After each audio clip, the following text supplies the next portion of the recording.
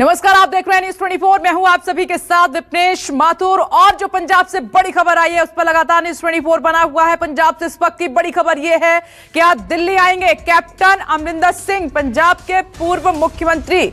और दिल्ली आकर वो बीजेपी के राष्ट्रीय अध्यक्ष जेपी नड्डा और गृह मंत्री अमित शाह से मुलाकात कर सकते हैं। और अमरिंदर सिंह के संपर्क में यह भी बताया जा रहा है कि पंजाब कांग्रेस के कई विधायक हैं। इन सूत्रों के हवाले से इस वक्त की बड़ी खबर। दो तस्वीरें, आज का दिन काफी अहम रहने वाला है क्योंकि सीएम पद से इस्तीफा देने के बाद क्या कदम होगा, क्या फैसला अगला होगा कैप्टन अमरिंदर सिंह का, ये सब इंतजार कर रहे हैं।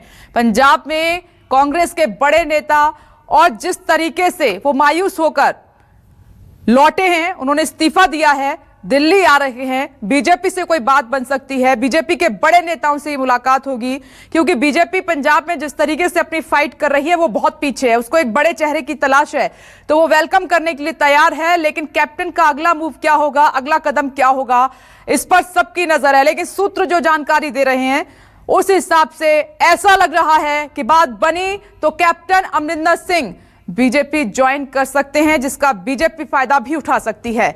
लेकिन क्या शर्तें होंगी, क्या बात होगी, मुलाकात में क्या होगा, इस पर सबकी नजर है। लेकिन पंजाब की राजनीति में जिस तरीके से उलटफेर हुआ, स्पेशली पंजाब कांग्रेस में, आपने देखा ही कि मुख्यमंत्री ये एक लंबी प्रैक्टिस चली। जिस तरीके से दिल्ली से लेकर पंजाब तक, पंजाब से कई बार 3 से 4 बार कैप्टन को बुलाया गया, बात हुई, सिद्धू ने मोर्चा खोल दिया, नाराजगी व्यक्त की, फिर उनको प्रदेश अध्यक्ष बनाया गया। कैप्टन ऐसा बिल्कुल नहीं चाहते थे और जब सीएम की बात आई तो उन्होंने कहा कि मैं किसी भी सूरत में नवजोत सिंह सिद्धू को मुख्यमंत्री नहीं बनने दूंगा। वो तो नहीं बन पाए, लेकिन उन्हीं के ग्रुप के, उन्हीं के चाहने वाले, उन्हीं के पसंद से चन्नी को मुख्यमंत्री पंजाब का बना दिया गया। तो एक भी नहीं चली कैप्टन अमरिंदर सिंह की। और जब वो मीडिया के सामने आए थे इस्तीफा देने के बाद, तो उन्होंने कहा कि मेरी बहुत बेइज्जती हो गई है, मैं इतना बर्दाश्त नहीं कर सकता। अगर सीधे तौर पर मुझसे कह दिया जाता तो भी मैं ये करने के लिए तैयार था। अगर आला कमान मुझे सीधे तौर पर कह देते कि इस्तीफा देना है, नया मुख्यमंत्री बनाना है, तो मैं इसके लिए तैयार था। लेकिन जिस तरीके से बुलाकर ये पूरा माहौल क्रिएट हुआ, उसमें वो खुद इंसल्ट फील कर रहे थे। दो तस्वीरें आपके सामने। और ऋषिकेश कुमार इस वक्त दिल्ली से हमारे साथ मौजूद है। ऋषिकेश, पंजाब में जो हुआ सबने देख लिया, आप दिल्ली आ रहे हैं कैप्टन, बीजेपी तो तैयार वेलकम के लिए, लेकिन इंतजार यह है कि कैप्टन का अगला कदम क्या होगा। खैर, बातचीत से आगे बढ़ेगी बात, नहीं बनेगी, क्योंकि फैसला कैप्टन को ही लेना है।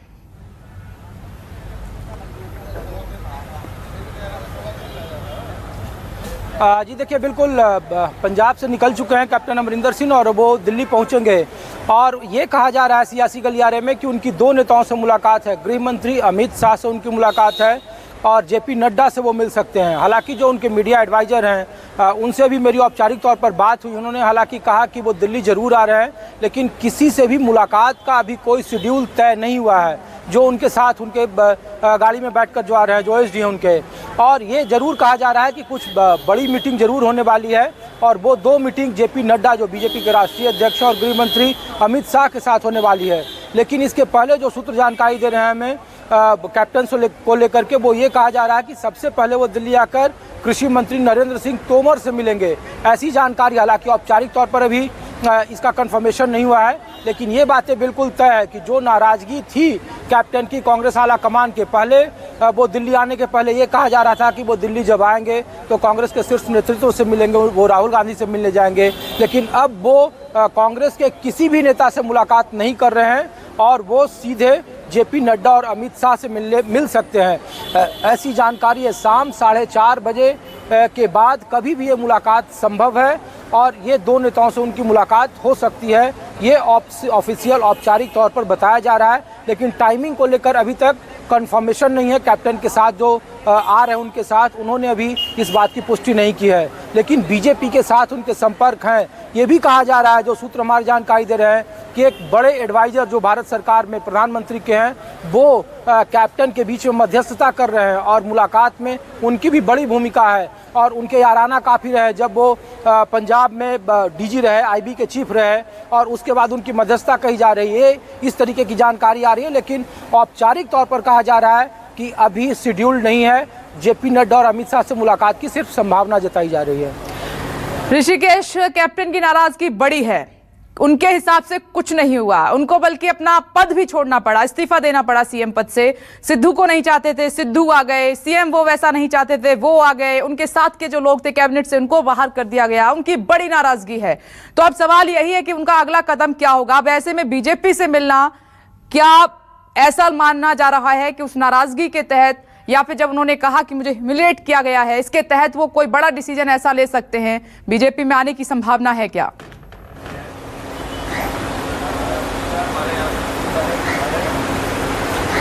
देखिए, बीजेपी के साथ उनकी नज़दीकियां जग जाहिर है। जब भी सतलज नदी के विवाद को लेकर, जब भी पानी को लेकर हरियाणा से उनका विवाद होता था, वो लगातार प्रधानमंत्री से मिलते रहे थे और इकलौते ऐसे वो गैर बीजेपी शासित राज्य के मुख्यमंत्रियों में शुमार थे जो जब चाहते थे वो प्रधानमंत्री से मुलाकात कर लेते थे और मुलाकात उनकी शेड्यूल हो जाती थी।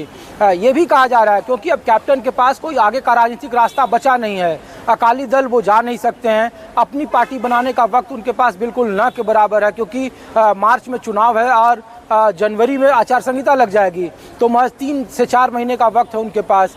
ऐसे में बीजेपी, चूंकि बीजेपी को वहाँ एक बड़ा चेहरा चाहिए और बीजेपी की नैया को वो पार करा सकते हैं, तो ये जरूर कोशिश होगी बीजेपी के साथ कि वो लगातार उनके संपर्क में रहने के बाद वहाँ चेहरा बन सकते हैं। लेकिन सवाल है कि जिस किसान आंदोलन को लेकर, सबसे बड़ा आपको याद होगा कि करतार कॉरिडोर जब प्रधानमंत्री के हस्तक्षेप के बाद वहाँ खुला था तो उनकी पॉपुलैरिटी में अचानक से बड़ा इजाफा हुआ था, और करतार कॉरिडोर के बाद जो किसान आंदोलन है वो बीच का रोड़ा बन गया और कह सकते हैं कि उनकी पॉपुलैरिटी में भारी गिरावट देखने को मिली।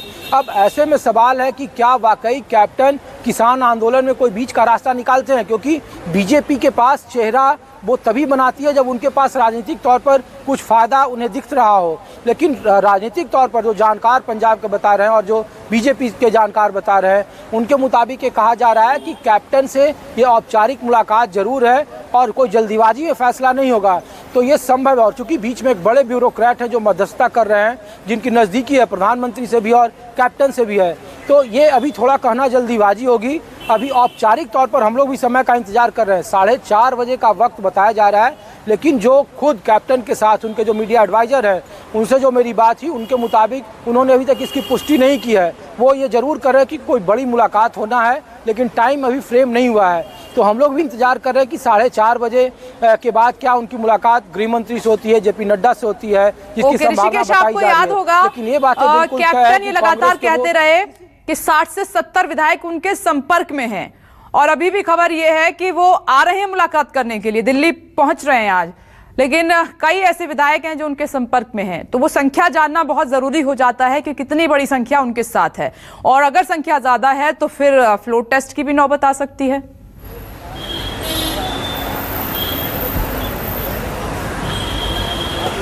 देखिए, जब मुख्यमंत्री का चुनाव हो रहा था तो उस वक्त कैप्टन ने खुद ये कहा था कि अगर उनके मन के मुताबिक या सिद्धू को मुख्यमंत्री बनाएगी यहाँ से आला कमान, तो उन्हें फ्लोर टेस्ट का सामना करना पड़ेगा।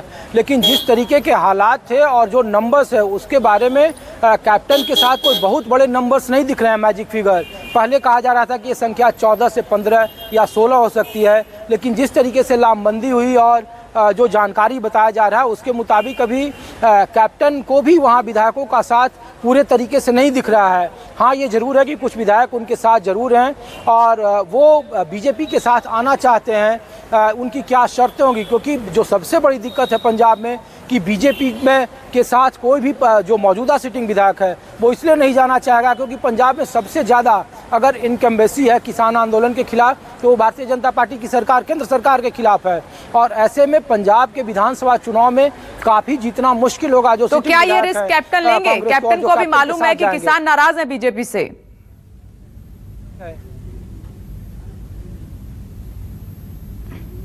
ऋषिकेश, और इसीलिए एक मिनट ऋषिकेश, रोक रही हूं आपको। 2 तस्वीरें हम आपको दिखा रहे हैं, 2 बड़े डेवलपमेंट हैं।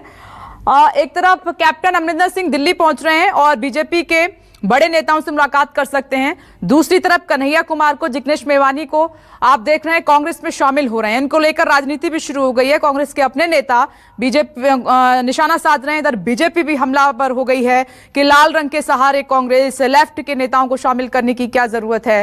राहुल गांधी खुद उनको शामिल कराएंगे, पार्टी की सदस्यता ग्रहण कराएंगे। तो ये दो बड़ी खबरें हैं जिस पर लगातार हमारी नजर। दफ्तर पहुंचेंगे कांग्रेस के, वहां राहुल गांधी आएंगे। जो अब तक जानकारी है उसके मुताबिक कन्हैया कुमार और जिग्नेश मेवानी को वो इसमें शामिल कराएंगे। कन्हैया कुमार आपको मालूम, आप जानते हैं कि जेएनयू में छात्र संघ के पूर्व अध्यक्ष रहे हैं। उसके बाद वो सक्रिय राजनीति में आ गए, लेफ्ट ज्वाइन कर लिया और अब वो कांग्रेस ज्वाइन करने जा रहे हैं जिग्नेश मेवानी के साथ। दो खबरें जिन पर लगातार हमारी नजर बनी हुई है। ऋषिकेश ने डिटेल में बताया है कि अभी शेड्यूल नहीं है मीटिंग कितने बजे होगी, लेकिन अमित शाह जेपी नड्डा से कैप्टन मुलाकात कर सकते हैं। और आज की एक और जो बड़ी खबर है, जो वीडियो वायरल हो रहा है, उस पर योगी सरकार ने एक्शन ले लिया। दरअसल सीनियर आईएएस इफ्तिखारुद्दीन का वीडियो लगातार वायरल हो रहा है। वीडियो में दिख रहे आईएएस कानपुर में मंडलायुक्त के पद पर तैनाती के दौरान अपने सरकारी आवास में धन परिवर्तन को बढ़ावा देने का पाठ पढ़ा रहे हैं। मठ मंदिर समन्वय समिति के राष्ट्रीय अध्यक्ष ने ट्वीट कर सीएम योगी से शिकायत की। एडीसीपी को इस मामले की जांच की जिम्मेदारी सौंपी गई है। ये बड़ी खबर। हालांकि न्यूज़ 24 अभी तक इस वीडियो की पुष्टि इसलिए नहीं कर रहा है क्योंकि अभी तक की जानकारी मिली नहीं कि ये वीडियो कब बनाई गई, किसने बनाई, कहां बनाई, क्या मकसद था। इसीलिए इस वीडियो की पुष्टि अभी न्यूज़ 24 नहीं कर रहा है। लेकिन एसआईटी का गठन कर दिया है और डिप्टी सीएम ने कहा है कि इस पर सख्त एक्शन होगा। आईएएस का वीडियो वायरल हुआ है रहमान का, उसमें उन्होंने धन परिवर्तन की कुछ बात करी, उसमें सच क्या? सरकार जांच कर रही है, पुलिस जांच कर रही है। जांच के तथ्य के आधार पर जो भी आवश्यक कार्रवाई होगी। केशव प्रसाद मौर्य को आप सुन रहे थे। अशोक तिवारी इस खबर को लगातार ट्रैक कर रहे हैं। अशोक तिवारी, एसआईटी का गठन हो गया है और मैं डिप्टी सीएम को भी सुन रही थी कि जांच के बाद अगर सच निकला तो बड़ा एक्शन हो सकता है इस मामले में। अशोक तिवारी, बड़ा एक्शन हो सकता है तौर पर अरे बोल तो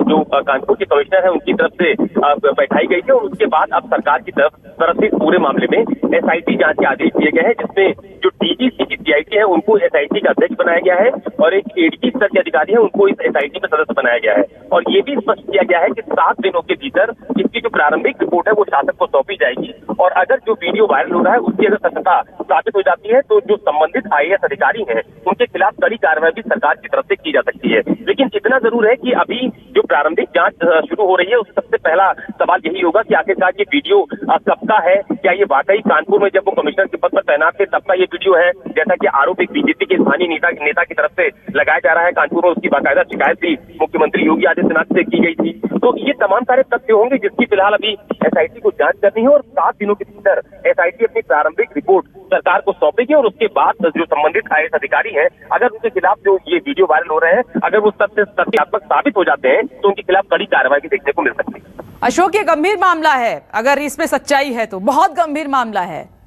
ये निश्चित है कि अगर आप एक बड़े पद पर तैनात हैं, बड़े अधिकारी हैं और आप अगर सरकारी आवास के भीतर इस तरह की तकरीर करते हैं और इस तरह के अगर स्टेटमेंट आप देते हैं तो ये कहीं ना कहीं जो सर्विस रूल्स होता है उसके खिलाफ भी जाता है। और अगर ये वीडियो पूरी तरह से सत्य पाया जाता है तो इनके खिलाफ कार्रवाई सुनिश्चित है। और आप देखिए इस मामले की गंभीरता को देखते हुए शुरुआती दौर में ही सरकार की तरफ से उत्तर प्रदेश का जो गृह विभाग है जिसके मुखिया खुद मुख्यमंत्री योगी आदित्यनाथ है उनकी तरफ से बाकायदा एक एसआईटी गठित करके जांच के आदेश भी दिए गए हैं। और ये इस बात से बिल्कुल इनकार नहीं किया जा सकता कि उच्च पदों पर बैठा हुआ कोई भी अधिकारी, चाहे वो आईएएस की सेवा में हो या आईपीएस सेवा में हो, अगर इस तरह की तकरीरें, इस तरह के स्टेटमेंट पद पर रहते हुए देता है तो ये कहीं ना कहीं सर्विस रूल का भी उल्लंघन माना जाता है और प्रशासनिक सेवा का भी इस तरह से उल्लंघन माना जाता है।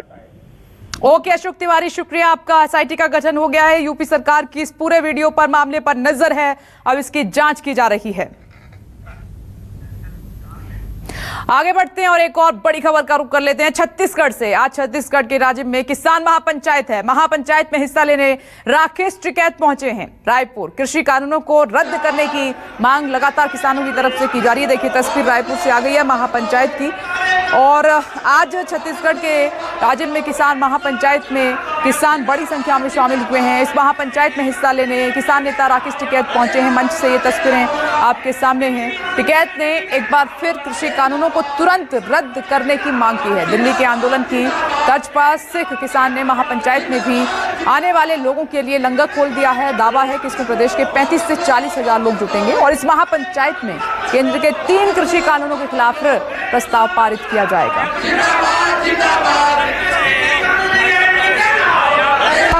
वेजिटेबल्स का किसान है, उसको कैसे और लाभ मिले, यहाँ क्या पॉलिसी और बढ़े, उस पर बातचीत करेंगे। और जो भारत सरकार के कानून है उनका इफेक्ट यहाँ पे भी होगा। ऐसा नहीं है कि यहाँ पे इफेक्ट उसका नहीं हो रहा, उनका भी होगा। 3 काले कानूनों का इफेक्ट पूरे देश में होगा। जब मध्य प्रदेश में हो रहा है, मंडियां बिकने लग रही है, तो यहाँ पे भी इफेक्ट होगा। 3 काले कानून का इफेक्ट तो पूरे देश भर में होगा। भाई छत्तीसगढ़ भी तो इसी देश का हिस्सा है, ये यहाँ अलग कानून है। लड़ाई दिल्ली से भी है और यहाँ से भी कुछ होगी तो वो भी बात करेंगे। यहाँ के लोग हैं, उनसे बातचीत करेंगे। और किसानों ने भी, कांग्रेस ने भी किसानों की महापंचायत का समर्थन किया है। कांग्रेस के वरिष्ठ नेता और पूर्व केंद्रीय मंत्री राजीव शुक्ला ने कहा है कि केंद्र सरकार किसानों की नहीं सुन रही है और तीनों कृषि कानून वापस लिए जाने चाहिए। राजीव शुक्ला ने एक बार फिर दोहराया कि जब केंद्र में कांग्रेस लौटेगी तो ये तीनों कानून रद्द किए जाएंगे। भारत सरकार उसको तत्काल जो है तीनों कानूनों को वापस लेके किसानों की मांग माननी चाहिए। आज 1 साल से ऊपर हो गया किसान धरने प्रदर्शन पर बैठे हुए हैं। इस सरकार के कानों पे जूं तक नहीं रेंग रही है।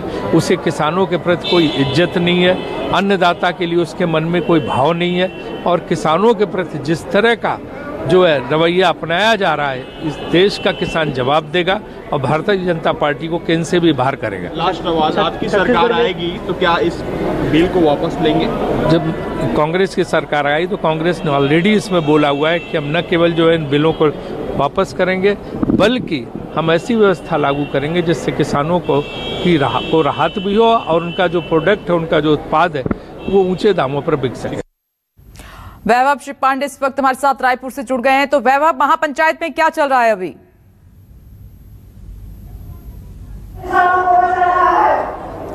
देखिए, छत्तीसगढ़ में महापंचायत का आगाज हो चुका है। मैं छत्तीसगढ़ में 12 सालों से किसान आंदोलनों को कवर कर रहा हूं, लेकिन पहली बार ऐसा अवसर आया है जब एक ही मंच पर तमाम जो छत्तीसगढ़ के किसान संगठन हैं वो जुटे हैं और हजारों की संख्या में आज राज्य में किसान जुटे हुए हैं। वो केंद्रीय कृषि कानून के विरोध में जुटे हुए हैं। साथ ही छत्तीसगढ़ के स्थानीय जो किसानों के मुद्दे हैं वो भी इस मंच से उठाए जा रहे हैं। ये तस्वीर जैसे कि आप देख रहे हैं, तमाम किसान नेता इस वक्त मौजूद हैं। राकेश टिकैत भी मौजूद हैं, योगेंद्र यादव मौजूद हैं, मेधा पाटकर मौजूद हैं। और इस वक्त किसान महापंचायत के मंच से जो छत्तीसगढ़ के किसान नेता हैं तेजराम विद्रोही, जिन्होंने इस पूरे आयोजन को किया है, वो इस वक्त संबोधित कर रहे हैं। और तमाम जो मीडिया के लोग भी हैं वो भी कोशिश कर रहे हैं कि राकेश टिकैत से बातचीत हो जाए। तो जैसे मैं तस्वीर दिखा रहा हूँ, मेरे पीछे जो है मीडिया कर्मी भी मौजूद हैं और तमाम किसान नेता हैं वो सब मौजूद हैं। ये सारे लोग इसलिए जुटे हैं कि जो केंद्रीय कृषि कानून लाया गया है उसे जल्द से जल्द वापस लिया जाए, उसे पूरी तरह से रद्द किया जाए। जब तक ये नहीं हो जाता तब तक वो इसी तरह से आंदोलन को जारी रखेंगे। महापंचायत पूरे देश भर में होगा। और ये तस्वीर आप देखिए, तमाम किसान संगठन इस वक्त मौजूद हैं। मैं कोशिश करूंगा कि राकेश टिकैत से बातचीत भी हो जाए, जो तमाम अन्य किसान नेता हैं। चलिए हम लौटते हैं आपके पास। वैभव, अपनी नजर बनाए रखिएगा। तो वहां पर छत्तीसगढ़ के जो किसान संगठन है उनके नेता भी पहुंचे हुए हैं। राकेश टिकैत वहां पर पहुंचे हुए हैं। मांग एक ही है कि केंद्र सरकार जो कृषि कानून लेकर आई है उनको रद्द करे। एक छोटा सा ब्रेक, फौरन लौट रहे हैं। नमस्कार, मैं हूं मानक गुप्ता। अगर आपको हमारा ये वीडियो पसंद आया हो तो इसे लाइक और शेयर जरूर करें और हाँ, हमें सब्सक्राइब और फॉलो करना ना भूलें ताकि आप देश और दुनिया की कोई खबर मिस ना करें। तो जुड़े रहिए हमारे साथ और देखते रहिए न्यूज़ 24।